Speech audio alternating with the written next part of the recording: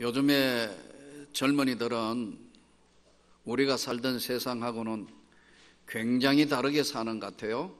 생각도 많이 다르고요. 또 삶을 대하는 자세도 상당히 다른 것 같아요.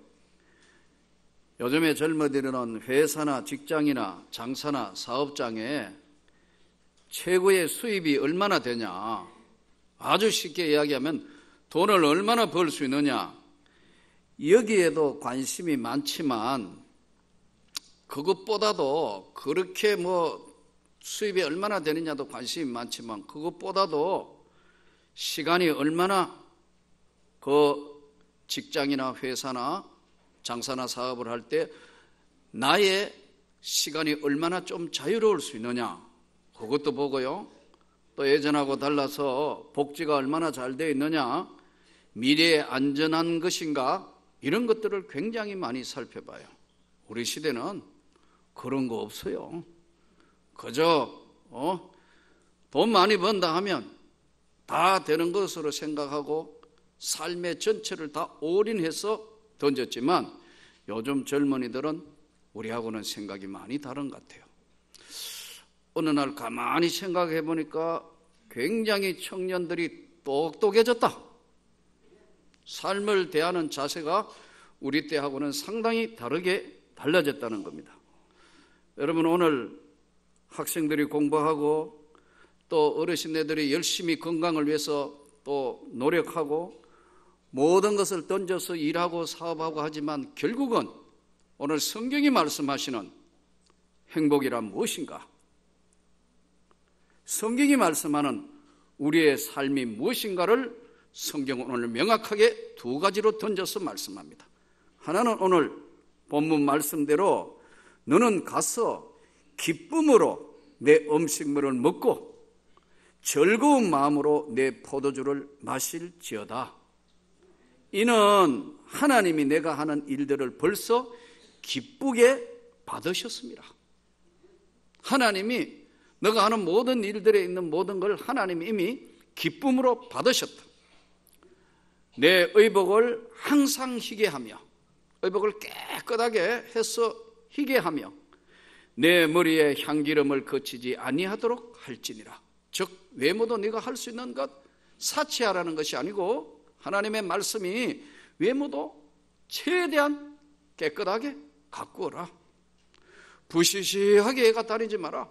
꼭 검새 한강에 뛰어들 여자처럼 그렇게 살지 마라 이거예요. 그럼 깨끗하게 건강하게 이렇게 해서 다니라.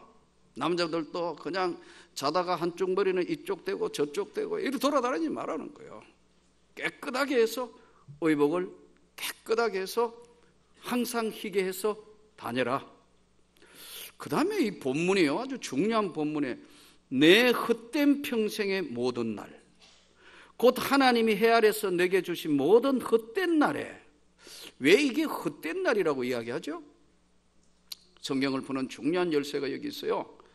헛된 날, 아무 의미 없이 살면 헛된 날이 되는 거예요. 저는 여러분들이 하나님이 주신 한 번밖에 없는 너의 몫의 삶에 헛된 날이 없기를 바랍니다. 너의 평생의 모든 날, 곧 하나님이 해 아래서 내게 주신 헛된 날에 내가 사랑하는 아내와 함께 즐겁게 살지어다.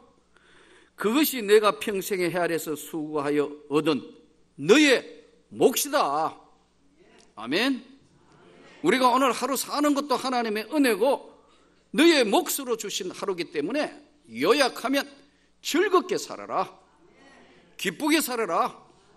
먹고 마시는 것 감사하며 살아라. 일하는 것도 즐겁게 살아라. 무엇을 하든지 너는 최선을 다해야 돼. 기쁨으로 살아라. 그러나 하나님 없는 인생은 헛된 날에 불과하다.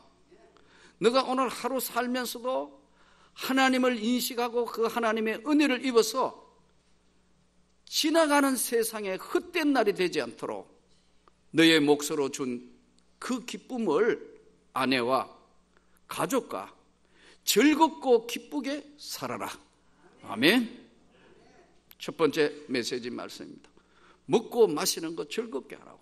이 먹고 마시는 게 이게 아무것도 아닌 거지만 여러분, 먹는 거 없으면 아무 희망이 없어요. 우리 오늘 찬양도 이렇게 찬양 잘했지만 마치고 식당에 아무것도 없으면 희망이 없어. 이게 아무것도 없다 이게. 뭐 이렇게 하고 예배 내려가는데 그냥 빠이하고 흐트진다. 이게 예수님도 보세요. 계속 잡수시는 거였어요. 예. 오직했으면, 예?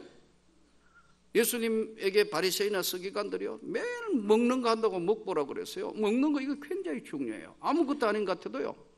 예. 먹고 마시는 게 이게 다 건강한 거 이 자체가 하나님의 은혜라. 아무리 먹고 싶어도 병원에 보세요. 환자들 금식 붙여놨다. 먹고 싶어도 못 먹어요. 아무리 산에 진미가 있어도 건강해야 먹는 거예요. 먹고 마시는 것이 하나님이 주시는 너의 몫으로 중요한 거다. 금식기도 한번 해봐요. 할 게 없어요. 시간이 그렇게 많이 나요? 먹고 하루 먹고 설거지하고 또 하고 먹고, 여러분 한 3일 금식 한번 해봐요. 아무것도 할 게 없어요. 남는 게 시간이에요. 이 먹고 산다는 게 이렇게 힘들고 이렇게 바쁜 거예요. 그런데 이거 먹고 마시는 것도 너가 할 수 있는 기쁨으로 해라. 너의 아내와 너의 자식들과 즐겁게 기쁨으로 살아라. 저는 우리 부교육자들이 우리 부목사님들에게 6시 딱 되면 특별한 일이 없는 이상 집으로 가라. 내 눈치 보지 말고. 왜냐하면 요즘 참 우리 한국 교회가 큰 교회들이 일이 많습니다. 교회들도 여러분 아무것도 아닌 것 같은 일이 많아요. 신방하고 뭐하고 만남 계속 하다가 보면 밤 11시에 집에 가는 게 큰 교회들이 다반사예요.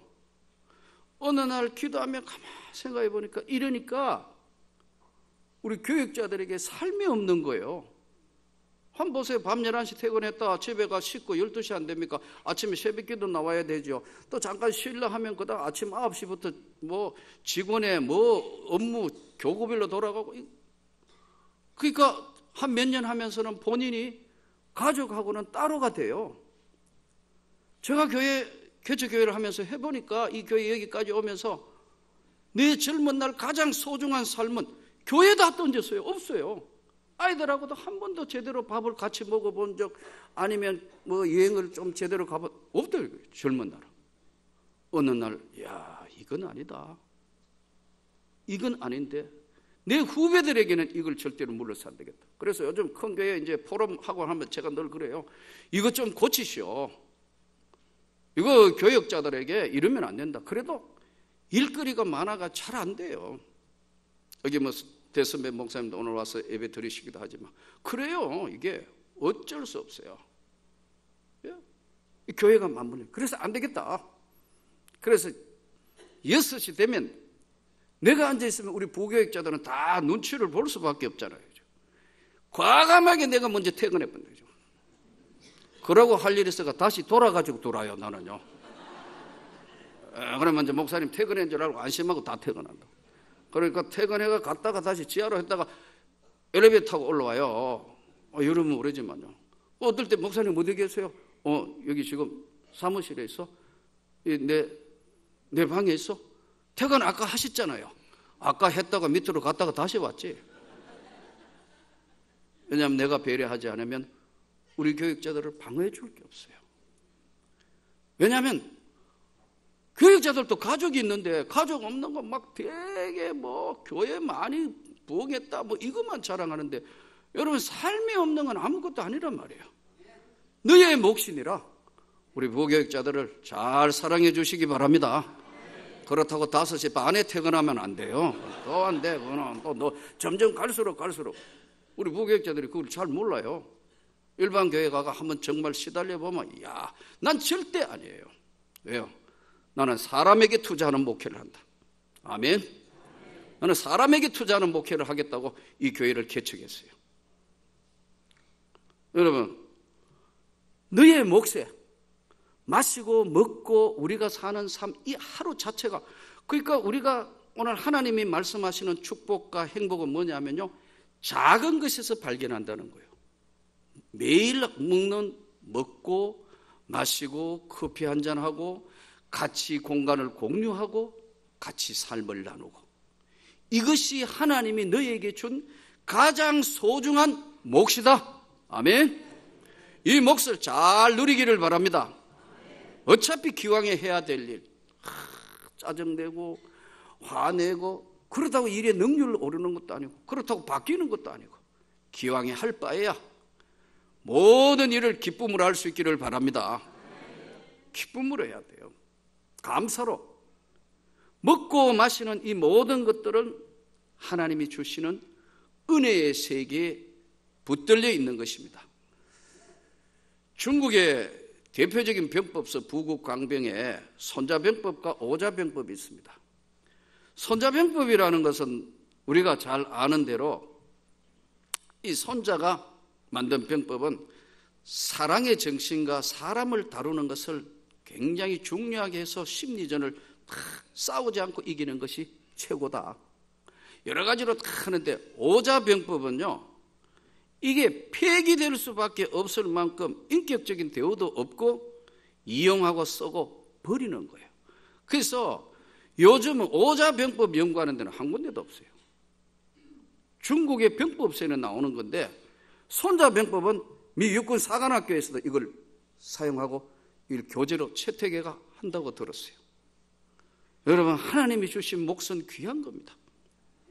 누구에게나 한 생애는 굉장히 중요한 거기 때문에 너의 몫으로 준 삶을 헛된 날로 허비하지 말고 하나님이 기뻐하시는 가장 즐거운 삶이 되기를 소원합니다. 그러나 항상 기쁘고 즐겁게 살 수 없는 날이 우리에게 찾아왔을 때 어떻게 하냐는 거예요. 문제는. 그래서 오늘 전도서는 두 가지를 던지는데, 너는 이 땅의 삶에 가장 기쁘고 즐겁게 살아라.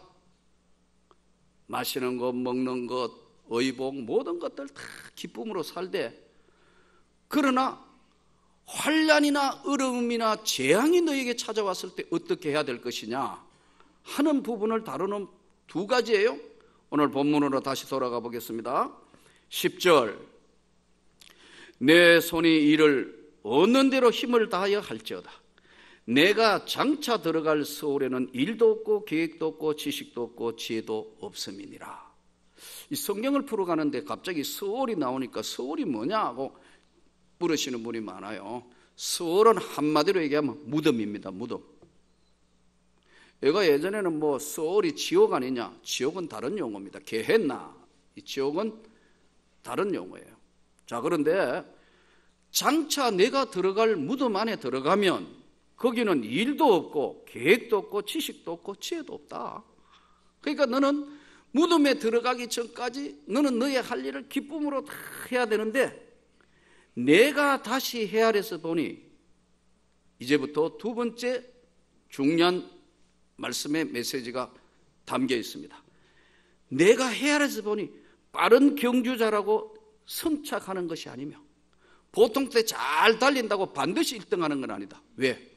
가다가 넘어질 수도 있고 발에 치가 날 수도 있고 장애물에 엎어질 수도 있고, 부딪혀가 1등 할 줄 아는데 스케이트 타다가 보면 옆에 사람 때문에 넘어지기도 하고, 빠른 자라고 선착하는 것이 아니며 용사들이라고 전쟁에 승리하는 것 아니다. 용사라고 꼭 전쟁에 승리하는 것 아니다. 또 지혜자들이라고 음식을 얻는 것 아니며 명철자라고 재물을 얻는 거 아니다. 똑똑하다고 쉽게 이야기하면 사업 경영 잘 할 수 있는 건 아니다. 이것도 하나님의 은혜에 기하는 거다. 선착자, 빠른 자, 용사, 지혜자, 지식인들이라고 은총을 입는 것은 아니니 이는 시기와 기회는 그들 모두에게 임함이니라. 하나님은 공평하시다는 거예요. 자, 그런데 문제는 분명히 사람은 시기도 알지 못하나니 물고기들이 재난의 그물에 걸리고 새들이 올무에 걸린 같이 인생들도 재앙의 날이 그들에게 홀연히 임하면 거기에 걸리느니라. 여러분, 우리나라도 사실 1592년에 일어난 임진난 때 이 임진난을 다른 각도로 보는 학자들도 있더라고요. 이 당시에 영국 옥스퍼드 제임스 루이스라는 사람은 지금부터 약 430년 전에 일어난 임진왜란은 동아시아 국제전이다. 이게 그냥 아니고, 왜냐하면 일본이 임진왜란에 쳐들어오고 우리 조선이 7년간의 그야말로 임진난에 너무너무 많은 피해와 고통을 겪고 선조가 의주까지 그야말로 참 도망가게 되고 비참한 수많은 사람 죽고 할 수 없이 중국 명나라가 개입하고 국제전이었다는 거예요.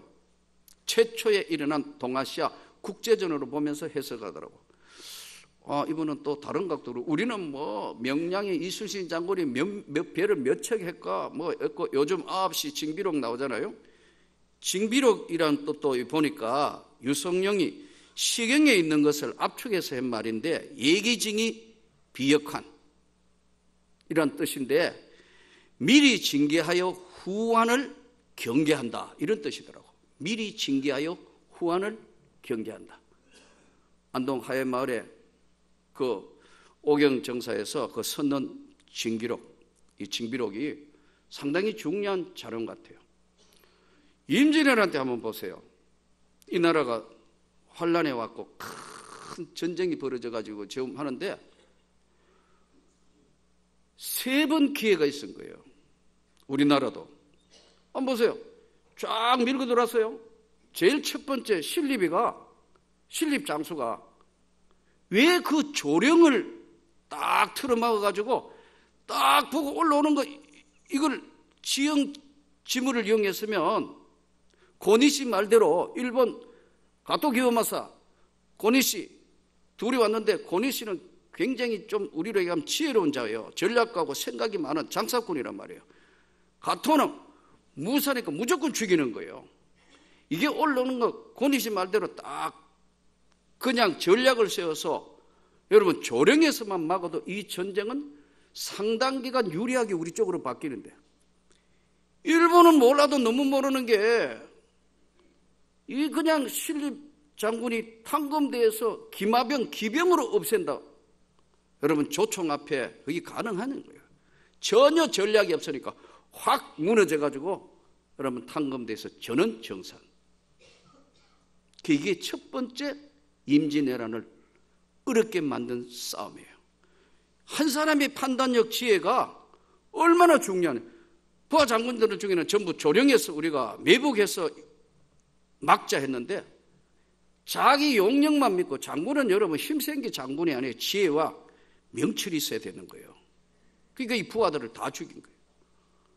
밀고 올라옵니다. 한양까지 밀고 오는데 선조는 벌써 겁먹어가지고, 여러분 임진강 도하하면 안 되니까 개경 버리고 평양까지 쫓아가 있다. 벌써 도망가 있어요.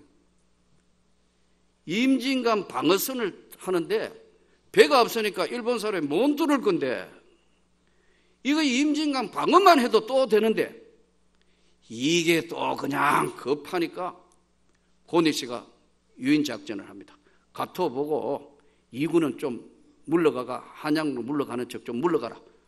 조금만 물러가라 하니까 물러가는 것처럼, 가토 기요마사가 이게 물러가는 걸 모르는 사람인데 고니시 말 듣고 싹 물러가니까 잘못 판단해가지고 방어선만 지켜도 여러분 그렇게 환란 안 당할, 북쪽은 또 고통을 안 당할 건데, 이게 또 우리 조선이 그냥 건너와가지고 전멸당해버려요. 얼마나 바보 같은 짓을 하는 것인지요. 여러분 이거 참 역사가 우리에게 주는 교훈이에요. 저는 여러분들이 지혜롭기를 원합니다. 세 번째는 이순신 장군이 아래에서 다 하는데 그걸 또 못마땅하기가, 그냥 장군 하는 대로 두면 될 텐데 그 일일이 해가 온갖 나라가 누란에 빠지게 되는 거예요.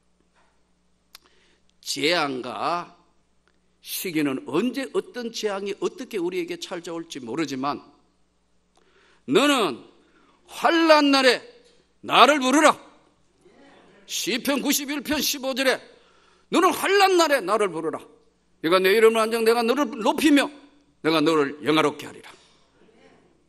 똑같이 너는 이 땅의 삶을 너의 몫으로 알고 기쁘고 즐겁게 살아라. 내가 할 수 있는 모든 삶의 기쁨과 즐거움을 만들면서 창출하면서 세상을 살아라. 그러나 너에게도 국가에 누란이 환란이 찾아오고, 가정에도 어려움이 오고, 건강에도 어려움이 오고, 삶의 모든 걸 내려놓아야 될 만큼 밀려오는 고통과 어려움이 올 때는 어떻게 할 거냐? 너는 너의 하나님께, 너를 창조한 너의 하나님께 부르짖어 기도해라. 너의 하나님이 너를 기억할 것이고 너와 함께 할 것이다. 오늘 우리는 대부분 보면 너무 삶이 급해요. 하나님이 우리에게 주신 한 번밖에 없는 우리 몫의 삶을, 오늘 충만한 성령 충만한 삶이 되기를 진심으로 축원합니다. 어느 날 똑같이 온다는 거예요. 새가 올무에 걸리듯이, 물고기가 그물에 걸리듯이. 잘한다고 꼭 1등 되는 거 아니다. 상황이 어떻게 변할지 내일 일을 우리는 알 수 없다. 그러나 환난 날이 너에게 찾아왔을 때 너는 너의 하나님께 부르짖어 기도를 해라. 너의 하나님이 너를 영화롭게 하고 너를 높여 주실 것이다. 삶은 두 번 사는 게 아니거든요. 한 번밖에 없는 이 삶에 하나님께서 우리를 향하신 귀한 환난과 고난이 올수록 더욱 주님을 의지하고 이 땅의 삶이 창자주 하나님이 나를 선택했다는 생각을 가지고 그 하나님께 구하며 살아라. 도자기 만드는 사람들 보니까 대부분 도자기가 800도에서 도자기는 대충 질그릇 그리고 장독 이런 그릇들이 나오는데, 최고의 명품은 1250도까지 최대 높여가지고 터지지 않고 금가지 않는 거, 그것 다 골라서 귀하게 청자로 사용하는 거예요. 때로는 하나님이 우리에게 똑같이 시련이 올 때, 똑같이 고통이 올 때, 똑같이 힘들 때 하나님이 주시는 이 삶의 몫이 소중한 줄 알고 하나님 앞에 부르짖어, 하나님이 주시는 내 몫을 주신 하나님은, 기쁘게 살게 하실 하나님은 우리를 치유하시기도 하고 우리에게 은혜를 주시기도 하고 기회를 주시기도 하고 새롭게 해 주시는 것을 믿습니다. 문제는 항상 우리 쪽에 있어요. 거기에 대한 답을 준비하지 않고 아무 생각 없이 사는 거예요. 암에 걸린 어느 의사의 글에 폴 켈러너시 37세 미국 스탠포드 의대를 나온 의사예요. 어느 날 그가 쓴 글책 중에 제목, 다음은 떠나기 전에. 이분은 열심히 살았어요. 의사로서 성공한 삶이었어요. 결혼했는데 이제 돌이 덜 된 딸이 있어요. 근데 병원에서는 계속 의사가 바쁘니까요, 생활에 계속해서 바쁜 생활하는데 어느 날 잠자면 식은땀이 나. 그리고 입맛이 자꾸 없어지고 체중이 감소했다. 열도 나고. 자기는 의사지만 검사 안 하는 거예요. 여러분, 의사들이 주로 보면 건강검진 잘 안 해요. 이게 참 웃긴다고요. 제 조카도 의사지만 이게 웃긴다고.